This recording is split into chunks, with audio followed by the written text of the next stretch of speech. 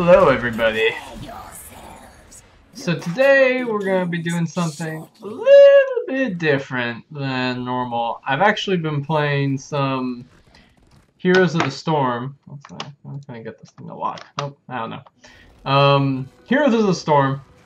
It's a fun game. I am not really much of a MOBA player, but I don't know. It's actually a lot of fun. I just started playing it. May have to turn the in-game volume down a little bit, but actually, let me do that right now. Before, yeah, let's try that. Okay. All right, so playing some Heroes of the Storm. Now I'm not a MOBA player. You guys know me mainly from Hearthstone. I play a little bit of StarCraft. I guess I just play Blizzard games, except for World of Warcraft. But this game is fun. It's free to play, and I normally don't play MOBAs. In a previous video, I mentioned that, like, hey, you know, in MOBAs, you like Dota 2 has a 200-hour learning curve, and I'm just like, I ain't got time for a 200-hour learning curve. No way. That's crazy. Oh man.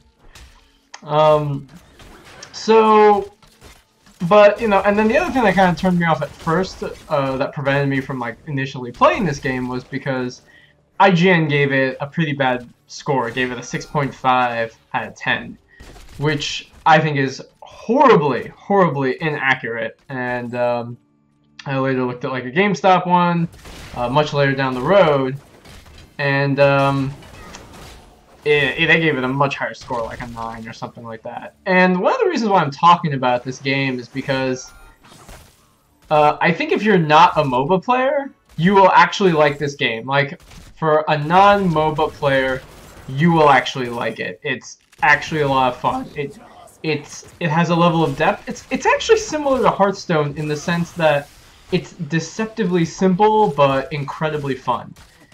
And so for those who are unfamiliar with MOBAs, which I would imagine most people here are familiar with it, I'll be very, very simple. You have these core buildings, and basically there's a bunch of other buildings, some structures. You know, you got some like little dudes here. You got guys from one side and the guys from the other side. They really hate each other and they fight.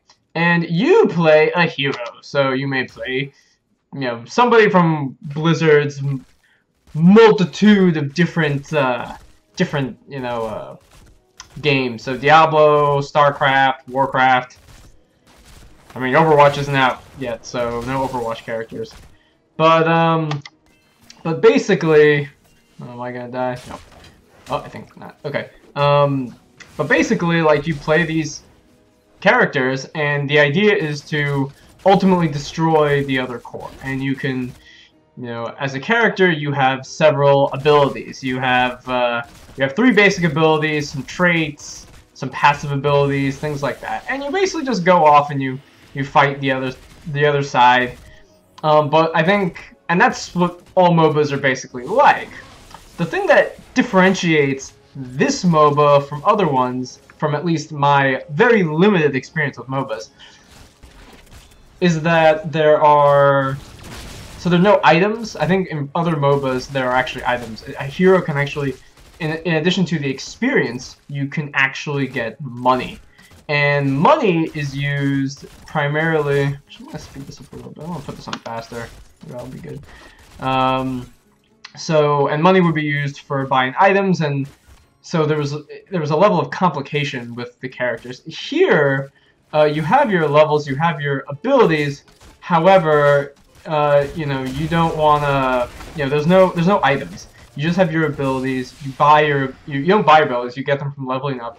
But the abilities have kind of like a tree. So you can basically you have your tree, and you can decide, like, okay, I want this one, or if I want that thing, and you can kind of branch just a little bit. So there are different builds. Actually, that might be completely inaccurate, because I'm very new to this game. But basically, it's simple, and yet it has somewhat the same level of depth. The other thing that's very interesting are there are these secondary objectives, which in this case, each map has different secondary objectives. So previously, I never saw secondary objectives in a MOBA, but the secondary objectives are very interesting. They actually create. They create. It's like in previous MOBAs, it's always been about who can just like kill the other person's players. That was it. It was just like who can kill more heroes than the other person. But here, someone can actually have like a sufficient like kill lead, but if they don't control the main objective, there's a chance they'll lose. I mean, at the end of the game, it's whether or not you destroy this thing. You destroy this core. This is the objective. So some of these things, so here for example is an objective. It's the Spider Queen. So right now at this point, we're even in terms of kills, even in terms of forts, but this team right here, they have a higher experience lead, plus they have the Spider, this secondary thing. And one thing that I kind of like about this game is that I find it's usually pretty back and forth. It's not one side just dominates. It can be back and forth. Like we're behind right now, but you know, and later on you'll find that like we can catch up. It's totally possible to catch up. You know, your team can make mistakes, their team can make mistakes. There can just be uses of you know, you can capture these like mercenary camps and stuff, and that can give you an advantage of like pushing forts, and that can help you. That can help you a lot when you are trying to actually get to destroying this core. So when you think about this, it's pretty neat. It's pretty fun, and I just find that it's much more accessible. So when I first played, I played a little bit of Dota 2. Actually, I played the original Dota, which was a modification of Warcraft 3. Like a guy, a very clever person, just came up with the original game, and it was great. Like it was really, really cool, and no one had come up with anything like it. And then bam, just like out of nowhere, it gained a lot of well, created a whole nother game. I played a little bit of Dota 2 only in the sense that it was free on Steam, like many other games. But like I never got into it. It was just a level of complication in the beginning that did not ease you into the game very quickly. But there's like a tutorial. There's like several missions that I think really ease you into the game. Like they really, like if you have a rough idea about how the game works, like it's not hard to get into it. So that's cool. That's really cool.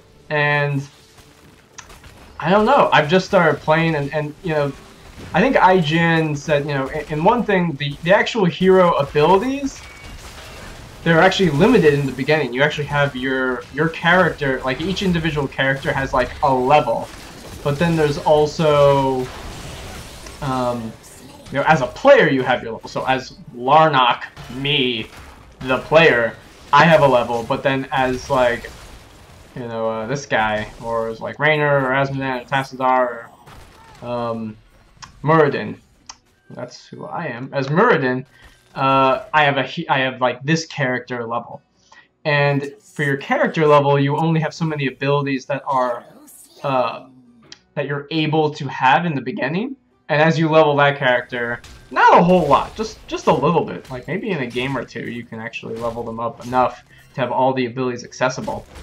But that makes it very easy to figure out, like, okay, like I don't know what I'm doing. Oh, I don't have 15 different options. I have like 3 options. Well, I can pick between 3. You know, some things are gonna seem like really cool, some things aren't, and I'm like, oh, I don't know, I'm just gonna throw it in. But the game doesn't like punish you for that. And I know later on you can probably read up on Hearthstone, you know, or not Hearthstone, Heroes of the Storm wiki, all that jazz about different builds that people have based on just what skills did they pick.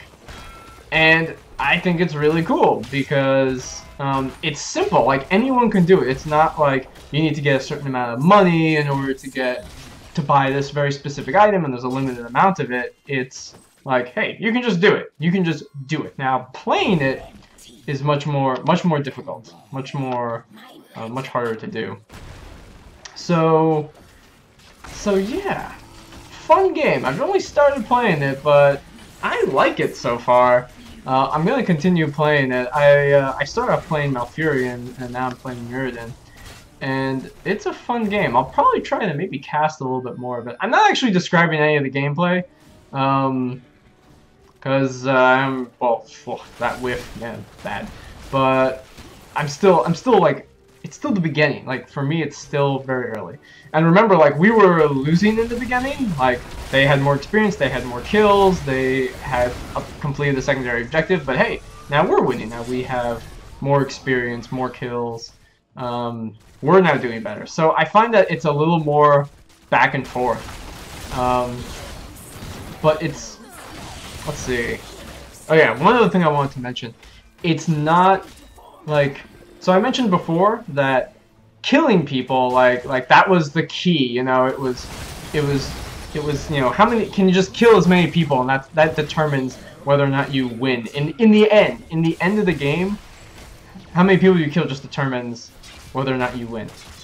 And in some of those games you can create, like in League of Legends and in Dota 2, now not saying from experience, but to my very limited knowledge, at least in the original Dota, there were items that made certain characters extremely powerful.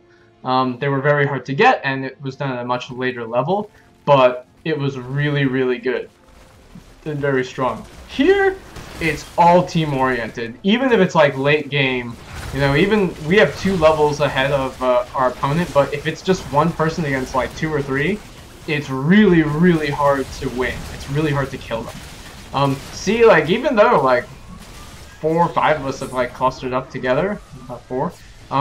Yeah, there are 2 people here. We can't break it. You know, it's not that easy to break that kind of hold. We've done a lot of damage, and that's great. But it's not like one person can just do all the work, all the damage. It's really a team effort. So, you know, let's see.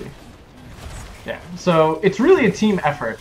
And even if you're not interested in like killing like opponents and being like a hero killer or something, like there are games where I've seen people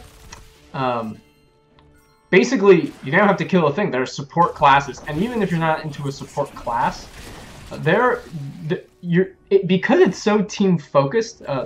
Actually, forgot to mention one thing. We share experience. Everyone shares experience. Again, part of the team effort. But if you think about, all right, I think that's who was good. Yeah, so we lost the guy.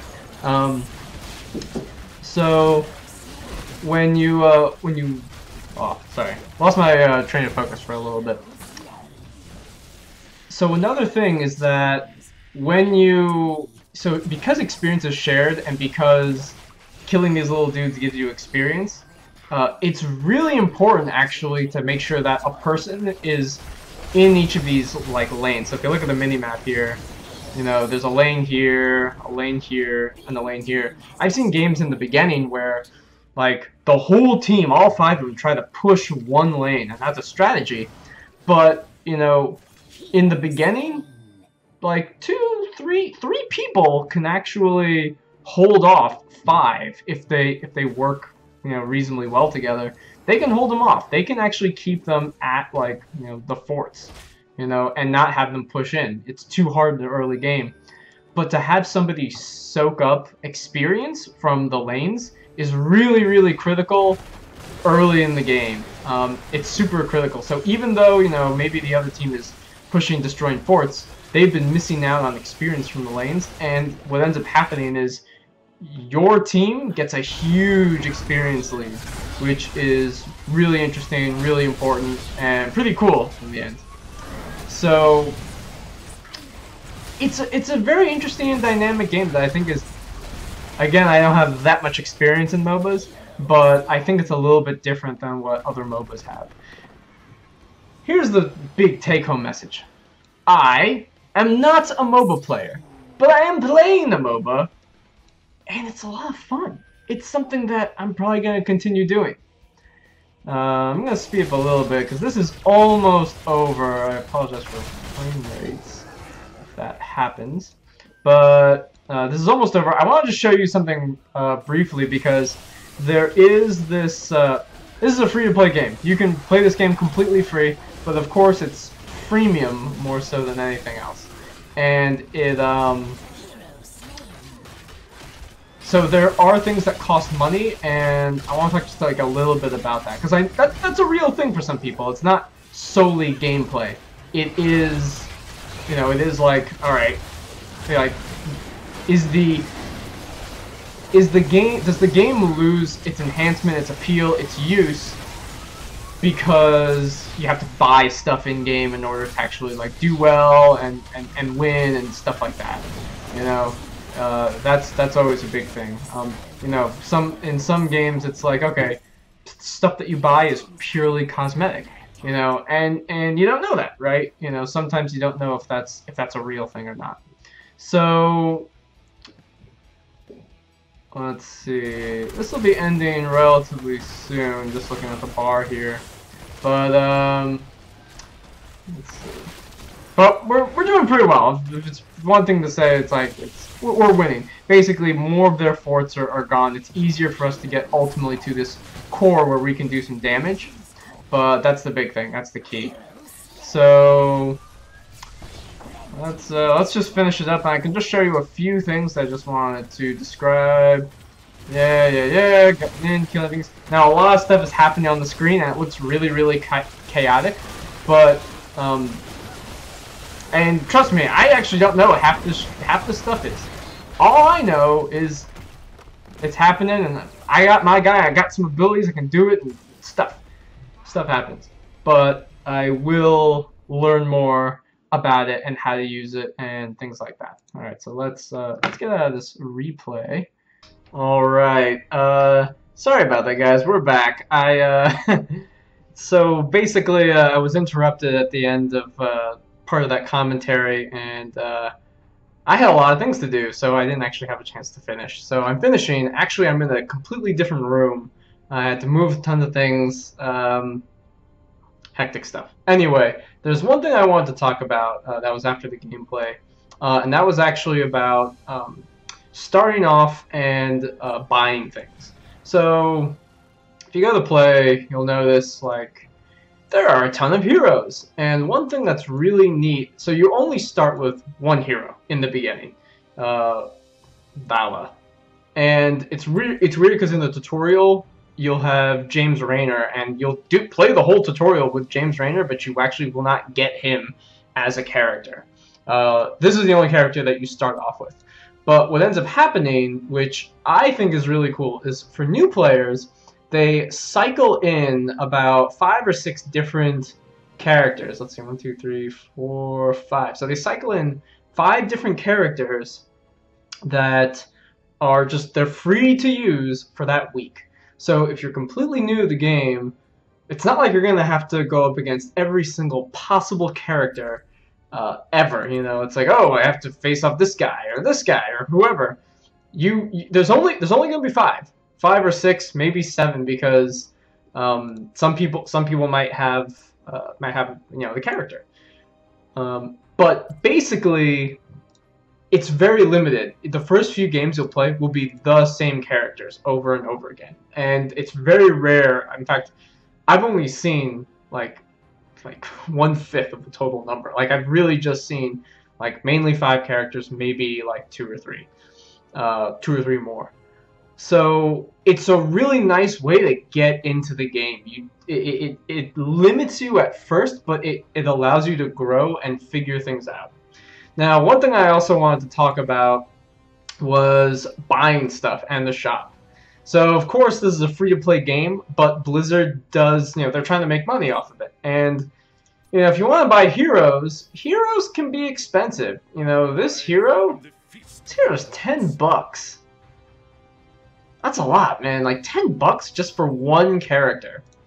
Now, of course, you can play this you can use in-game gold to buy heroes, and that's basically what the gold is for. It's used to buy heroes, to buy skins, and some of these things are pretty cool. I mean, I mean, that's awesome. How cool looking is that? That's Uther, right? It's amazing.